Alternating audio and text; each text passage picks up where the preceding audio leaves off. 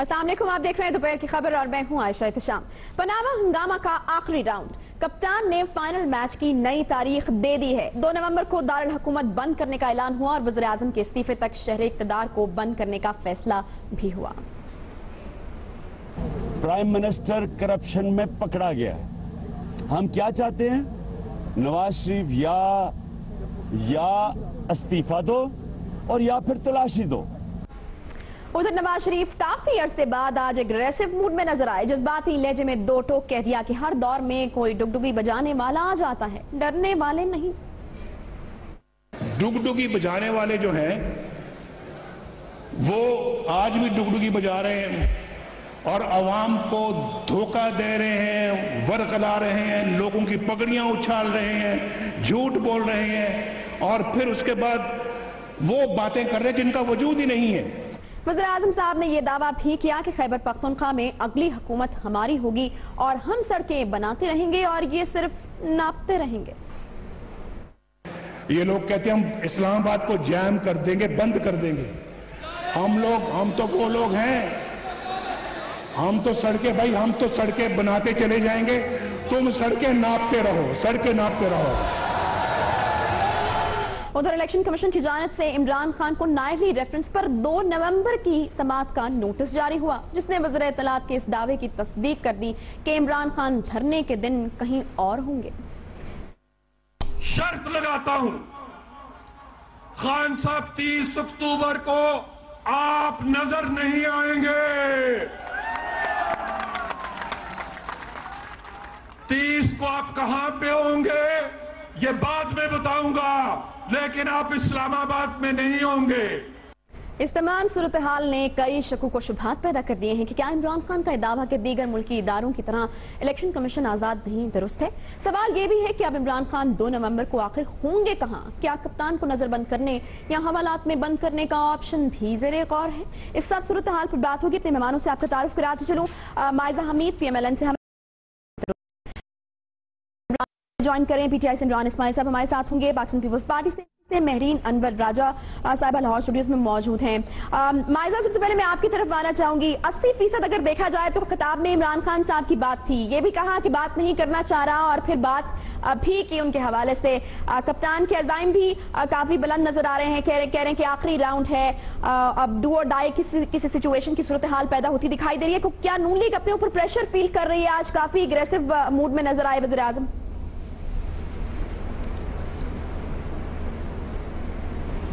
Maiza, hello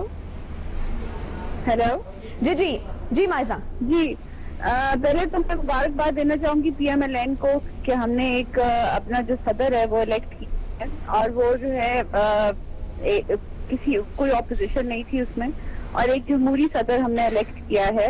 unlike PTI जो हमेशा election कराने की कोशिश तो करती है लेकिन दरमियान में इनके लड़ाइयाँ शुरू हो जाती हैं और एक दूसरे के ऊपर इल्जामात की जो है बौछार शुरू हो जाती है।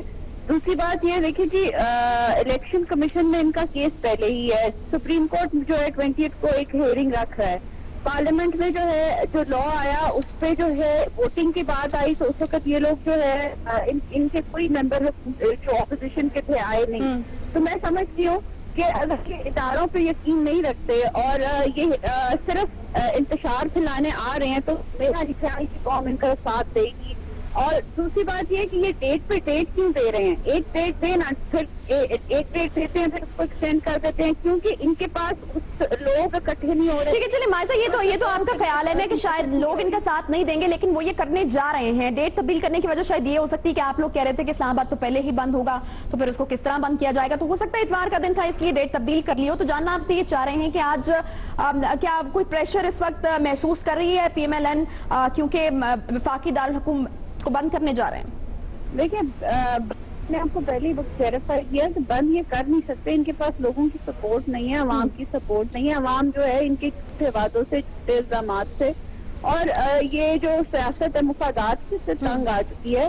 लोग अपनी जिंदगी जो है आम जिंदगी गुजारना चाहते हैं और वो जो है रोज का जो बिजनेस है वो भी सफर करेगा। जब ये यहाँ पे इस्लामाबाद में तमाशा लगाएंगे तो वो जो है बिजनेसमैन भी तंग है। तो मैं ये समझती हूँ कि हुकूमत को किसी किस्म का प्रेशर नहीं है, लेकिन इनको जो शर्मिंदगी का सामना करना पड़ेगा उसके लिए ये तैयार हो जाए तो बेहतर। ठीक, बज़ाहिर तो ये लग रहा है कि प्रेशर आप डालने पे कामयाब हो गए हैं। अगर वज़ीर-ए-आज़म साहब की तकरीर को देखा जाए, डुगडुगी बजाने वाले हमेशा आ जाते हैं। आपसे ये जानना चाहेंगे कि ये हमेशा आ जाते हैं और इस बार भी आ गए हैं, तो इशारा किस तरफ था, क्या कहना चाह रहे थे नवाज शरीफ साहब? देखें, ये तो आज नवाज शरीफ की स्पीच से आपको अंदाजा हो गया होगा कि कितना प्रेशर है या नहीं। इसके अलावा कोई बात नहीं कर सके, वो सिर्फ इमरान खान और पीटीआई के पीछे लगे रहे वो मुसलसल, और कोई बात इसके अलावा कर नहीं पाए। दूसरी बात ये कि अगर गवर्नमेंट को इतना प्रेशर नहीं है तो घबराने की जरूरत नहीं है। अब माइजा यहाँ बैठ के बता रही है किसी एक तो बंद ही नहीं कर सकेंगे। अगर आपको इस चीज का यकीन है कि हम बंद ही नहीं कर सकते तो फिर किसका कारोबार मुतासर हो रहा है? फिर तो कोई जिंदगी मुतासर ही नहीं हो रही, फिर आराम से बैठे। अभी हमने इनको दिखाना है कि असल बात होती है कि जब भी हम एहतिसाब की बात करते हैं ना, तो ये आगे से आ जाते हैं कि जमहूरियत खतरे में आ गई है। यानी ये एक अजीब निज़ाम है जिसके अंदर एहतिसाब लेने से जमहूरियत खतरे में आती है और करप्शन करने से जमहूरियत पनपती है। ये इनसे पूछें कि कभी इन्होंने पूछा है अपने जाके नवाज शरीफ से या उनकी फैमिली से कि जी इतने जो इल्जामात लग रहे हैं इसका हिसाब किताब कम से कम हमें तो बता दें। ऐसी क्या चीज़ है कि जो वो कहते हैं कि जी हम हर जगह ये डिले कर रहे हैं मामले को। इलेक्शन कमीशन में नवाज शरीफ साहब के लॉयर ने जाके कहा है कि जी ये हो ही नहीं सकता, इलेक्शन कमीशन को इस्तेकाक ही नहीं है कि वो इसके ऊपर इन्वेस्टिगेशन करे। अगर इनके हाथ साफ हैं और ये बिल्कुल दूध के धुले हुए हैं तो ये तो इन्वेस्टिगेशन करा के खत्म करें कहानी को, उसको टालने की क्या जरूरत है? ये चोर की दाढ़ी में तिनका है। ये हमेशा इस तरह होता है जैसे स्कूल में मुझे याद है कि कभी कोई पेन चोरी हो जाता था और टीचर को जाके शिकायत करो ना कि जी पेन चोरी हो गया, तो कहते क्लास का दरवाजा बंद करें और सब बच्चों की तलाशी लें। तो जो चोर होता था ना, ठीक है, पॉइंट आ गया आपका। मेरीन साहिबा, आपसे भी इस हवाले से मैं बात करना चाहूंगी। ये जो बात की है अभी इमरान इस्माइल साहब ने कि जब भी बात करते हैं एहतजाज की तो कहते हैं कि जमहूरियत जो है वो खतरे में आगे। खुर्शीद शाह साहब का भी कुछ ऐसा ही ख्याल है और आज हमने देखा कि वज़ीर-ए-आज़म की जो तोपों का रुख है वो पीटीआई की तरफ था। तो क्या पीपल्स पार्टी को वो ऑपोजिशन अभी नहीं समझते या फिर वही वाली बात दुरुस्त है इमरान खान साहब की कि मुकमुका हो गया आप लोगों का? बिस्मिल्लाहिर्रहमानिर्रहीम। आयशा, ये बात तो मैं आपको क्लियर बता दूं कि अगर इस मुल्क में कोई ऑपोजिशन, मैच्योर ऑपोजिशन जो फोकस्ड बात करती है तो वो पाकिस्तान पीपल्स पार्टी है। और जहाँ तक आप मुकमुका की बात करते हैं और कोई भी पॉलिटिकल पार्टी करती है तो ये देखना चाहिए कि पार्लियामेंट को गालियाँ देना और फिर उसी पार्लियामेंट में बैठना और हुकूमत का उनके इस्तीफे ना मंजूर करना, ये क्या है? ये मुकमुका नहीं है तो ये क्या है? दूसरा, हर पॉलिटिकल पार्टी की ये एक मैं समझती हूँ राइट है कि वो अपना केस इदारों के सामने भी रखे और अवाम के सामने भी रखे। अगर पीटीआई कोई ऐसा धरना या जलसा या जो भी कुछ करने जा रही है वो कामयाब होता है या फेल होता है, ये एक फ्यूचर टेंस की बात है, तो ये इसको देखना चाहिए। जहाँ तक पाकिस्तान पीपल्स पार्टी का ताल्लुक है और बिलावल भुट्टो जरदारी साहब का ताल्लुक है, तो ये बात तो रोज़े रोशन की तरह आया है कि अगर ये 4 मुतालबात जो बिलावल साहब ने रखे हैं वो ना माने गए, ये बिलावल साहब की नहीं है। बिलावल चेयरमैन को क्या लगे कि वो ये मुतालबात रखते हैं? वो चाहते हैं कि इस मुल्क की, इस कौम के लोगों की तकदीर बदले, और वो तकदीर नालियां और सड़कें बनाने से नहीं बदलेगी, वो मेट्रो बस। पहले मेरीन साहब, पहले आप लोग कहते रहे कि जलसा या एहतजाज करेंगे क्या फायदा, लेकिन अब आप लोगों ने भी एक डेट अनाउंस कर दी है एहतजाज की। देखिए, हमने डेट अनाउंस की है, उसमें ये बात रखी गई है कि अगर ये 4 मुतालबात जो बिलावल साहब ने रखे हैं नहीं माने जाते तो जाहिर है कौम के सामने उन्हें अपना केस रखा। अभी जो 16 अक्टूबर को एक रैली निकाली गई है उसमें क्या है, कायद-ए-आज़म मोहम्मद अली जिन्ना साहब को और कौम को गवाह बना के ये कहा गया कि आपके इशूज के लिए, आपकी तकलीफ के लिए हम एक दफा फिर बाहर आए हैं और अपने केस को आपके सामने रखते हुए हुकूमत को वक्त देते हैं कि अगर आप बहुत अच्छे काम कर रहे हैं तो ये 4 अच्छे भी काम कर लें। पैनामा का जो एक मामला है उसको अपने अंजाम तक पहुंचाएं। भाई, हमने तो नहीं स्टेटमेंट दिया कि हमारा पैसा बाहर नहीं है, फिर दूसरे भाई ने कहा पैसा हमारा है, अल्हम्दुलिल्लाह। खुदारा इस चीज की तस्दीक करें और इस मामले को खत्म करें, इस अजाब से जान छुड़ाएं, ये बिलावल साहब ने कहा। मगर बता देना चाहती हूं कि जब पाकिस्तान पीपल्स पार्टी सड़कों पे आ गई या पाकिस्तान पीपल्स पार्टी ने धरने का ऐलान कर दिया, तो जो आपको एक चेंज नजर आएगा वो वो मैं समझती हूँ कि फिर कंट्रोल नहीं हो सकता, इसलिए हुकूमत को होश के नाखून लेने चाहिए। ये कहते हुए एक जुमले में खत्म करती हूँ। देखिए, एक ये कहते हुए मैं जरूर ये बात कहूंगी कि बड़ी अच्छी बात है, प्राइम मिनिस्टर साहब को बहुत मुबारक हो कि वो दोबारा सदर बन गए, मगर उन पे जिम्मेदारी बढ़ गई है। उन पे ये जिम्मेदारी अब चौथी या पांचवी दफा अपनी जमात की तरफ से भी और पाकिस्तान की तरफ से भी, ठीक है, पॉइंट आ गया। अब वो जवाब आज एक और इम्पोर्टेंट डेवलपमेंट ये हुई है कि 2 नवंबर का टाइम दिया गया है इमरान खान साहब को और जहांगीर तरीन साहब को नाहली रेफरेंस में इलेक्शन कमीशन के सामने पेश होने का। तो ये कैसा अजीब हुस्न इत्तेफाक है कि कल जो है वो इमरान खान साहब अपने धरने की तारीख अनाउंस करते हैं और आज इलेक्शन कमीशन 2 नवंबर की ही तारीख दे देता है। देखिए, इलेक्शन कमीशन एक इंडिपेंडेंट इदारा है, सुप्रीम कोर्ट एक इंडिपेंडेंट इदारा है। अगर आप अपना केस सुप्रीम कोर्ट में दे रहे हैं तो आप, इसका मतलब है कि आप ट्रस्ट कर रहे हैं सुप्रीम कोर्ट के जजेस को, अब के वो एक सही फैसला करेंगे। अभी मेरीन साहिबा ने कहा कि कोई भी डेमोक्रेटिकली मैच्योर पार्टी जो है वो एक राइट फोरम जो होता है उसके ऊपर अपना केस प्रेजेंट करती है।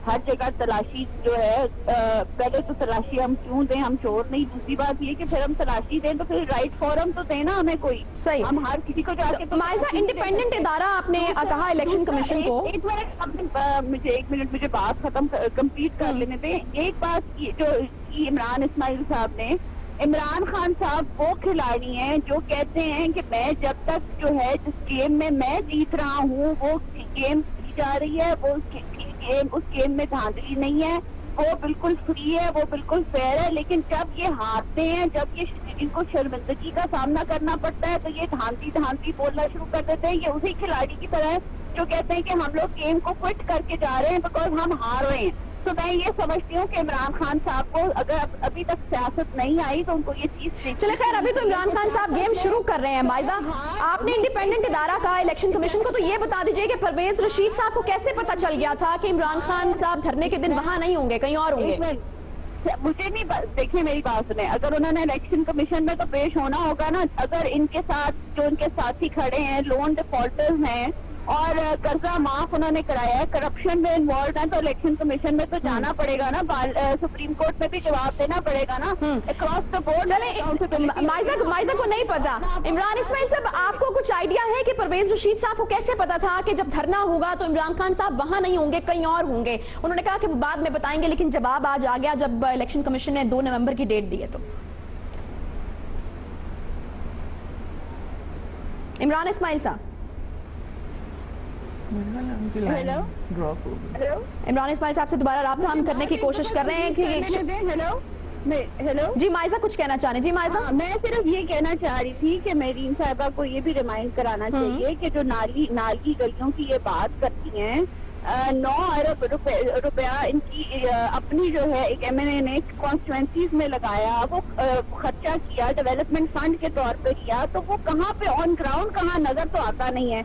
जब डिलीवरेंस की बात करते हैं सिंध में तो वो तो नजर आता है। ठीक है, एक ब्रेक लेना है माइजा, वो जो था ये बहुत आगे होते हैं। ठीक है, वापस आके यहीं से गुफ्तगू का सिलसिला आगे बढ़ाते हैं। एक छोटा सा ब्रेक लेंगे, दोपहर की खबर के साथ रहिए।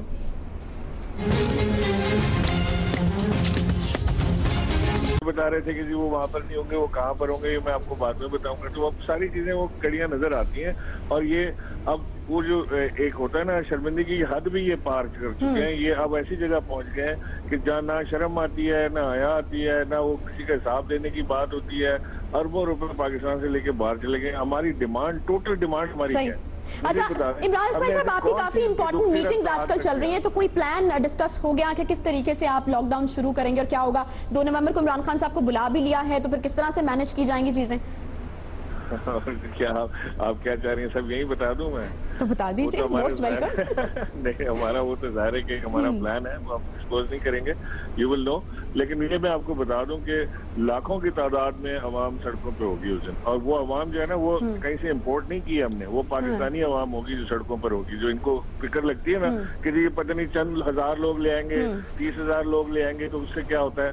तो उससे क्या नहीं होता, ये पाकिस्तानी लोग हैं, इनको पाकिस्तानी समझे। ये खाली जो मियां साहब के पास आते हैं वो लाखों की तादाद में इमरान कह रहे हैं कि लोग सड़कों पर होंगे, तो स्ट्रैटेजी तो फिर आपके पास भी होनी चाहिए। और इमरान खान साहब ने जब कह दिया कि आखिरी धरना है, तो फिर जिसने निकलना है इसी दफा निकलना है। मेरा ख्याल इमरान खान साहब ने कोई ब्रांडेड फैन क्लासेस लगाई हैं जिसकी वजह से इनकी और इनकी पार्टी के लोगों को लाखों की तादादें नजर आती हैं। तो हम लोग लेकिन रिस्क हलाल के लगाए हुए हैं, मुल्क का पैसा खा के नहीं लगाए। मेरा नहीं ख्याल कि जो पैसे जो हैं ऑफशोर कंपनीज के हों और लोन डिफॉल्ट के हों रिस्क हलाल के होते हैं। दूसरी बात यह है कि देखिए ये तो मान गई खाली शेयर से को एड्रेस करना और फिर कहना कि हम लोग लाखों की तादाद लोग लाते हैं, ये तो मेरा ख्याल है खुला तजाद है और एक शर्मिंदगी की का बाइस बनते हैं। और मैं समझती कि लोग इनको इस दफा सपोर्ट करेंगे। एक झूठ पे झूठ बोला जा रहा है और आम इंसान की जिंदगी को आप जो है उसकी रोजमर्रा की जो कमाई है, जो बिजनेसमैन है उनकी दुकानें बंद करने की आप कोशिश करेंगे। मतलब इस्लामाबाद बंद करने दुकान तो नवाज शरीफ की बंद करने की कोशिश कर रहे हैं। मेरीन, एक तरफ से कहा जा रहा है कि लाखों की तादाद में लोग होंगे, दूसरी तरफ से कहा जा रहा है कि इस दफा नहीं लगता कि इनको सपोर्ट करेंगे। तो फिर आखिर क्या होने जा रहा है? और दूसरा आपसे मैं ये जानना चाहूंगी कि ये 2 नवंबर की जो तारीख है और जिस तरीके से ये अजीब हुस्न इत्तेफाक है, इसको किस तरह से देख रहे हैं मेरीन? आप मुझसे सवाल करें। देखिए, जहाँ तक 2 नवंबर का ताल्लुक है, उनकी एक अपनी स्ट्रेटजी है। कोर्ट ने अपना ऐलान किया है। ये तो कोर्ट ज़्यादा बेहतर इसका जवाब दे सकते हैं। कोर्ट कोई भी डेट दे सकते हैं। हमें अगर इदारों पे कुछ ना कुछ भरोसा करना चाहिए और अगर आप इदारों पे भरोसा नहीं करते तो फिर पार्लियामेंट में आके कमेटी को ज्वाइन करें और इन इदारों की पॉलिसीज को चेंज करें। ये सड़कों पे ये चेंज कभी नहीं आ सकती। और दूसरा, अभी इन्होंने कहा कि जी वो नवाज शरीफ की दुकान बंद कर रहे हैं, ये कह रहे हैं कि बंद कर रहे हैं, कि भाई अवाम तो पहले ही तंग है कि आप ऑरेंज ट्रेन की वजह से जो लोगों की दुकानें और गरीब लोग यहाँ पे मर रहे हैं, उनके काम कारोबार बंद हैं, वो भी देखना चाहिए। देखिए आयशा, बात ये है कि ये जो आपसी लड़ाई हो रही है, इस लड़ाई को अगर लोकल सतह पे देखा जाए तो वो मैं समझती हूँ सियासतदान शायद अपनी दुकान चमका रहे हो। हमें इसको ब्रॉडर स्पेक्ट्रम में देखना पड़ेगा। इस वक्त पाकिस्तान को एक इत्तेहाद की जरूरत है। शॉर्ट मेरी साहब, ये कहा जा सकता है कि आप लोग अभी भी एहतजाजी सियासत से मुत्तफिक नहीं है पीटीआई की, आपकी अपनी एक अलग स्ट्रैटेजी है और आप अपने टाइम से निकलेंगे, जो कि आपने दी। एक छोटा सा ब्रेक यहाँ पर मुझे लेना है, ब्रेक के बाद वापस आएंगे, तो पहले साथ रहिए।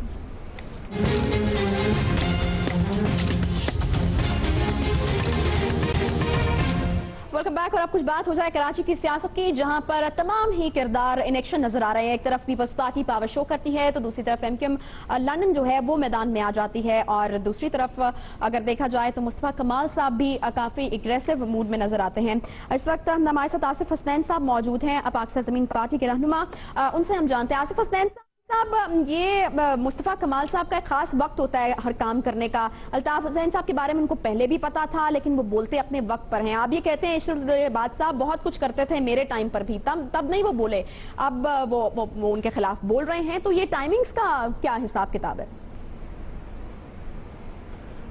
बिस्मिल्लाह। आयशा, पहली बात तो ये है कि बात लोगों के मुताबिक तो ज़रूर टाइमिंग की होती है, और लेकिन जहाँ तक ताल्लुक़ है सिंध की सूरत हाल का, जिसमें कल ख़ास तौर पर मुस्तफा कमाल भाई ने जो चीज़ें सामने लेकर आए, आपको याद होगा कि कराची शहर के और अगर सूबा सिंध के देखे जाएं, 2 अदवार गिने जाते हैं। पहला जो दौर था वो मुस्तफा कमाल का वो दौर था जिसमें इस शहर में जो है वो रिकॉर्ड डेवलपमेंट हुई, तरक्की हुई।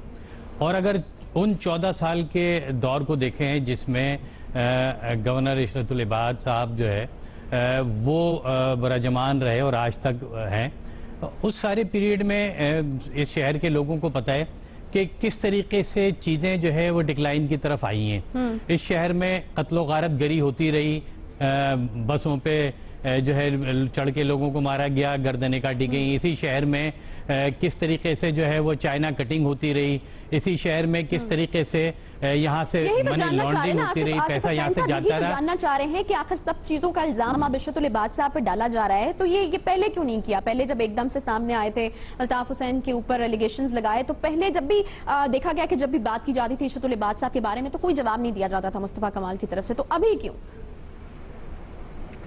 पहली चीज़ आयशा ये है कि ये सारे इल्ज़ामात नहीं है। इल्ज़ामात वो होते हैं जो कोई बाहर बैठा हुआ आदमी इल्ज़ाम लगा रहा हो कि जी ये चीज़ें हैं।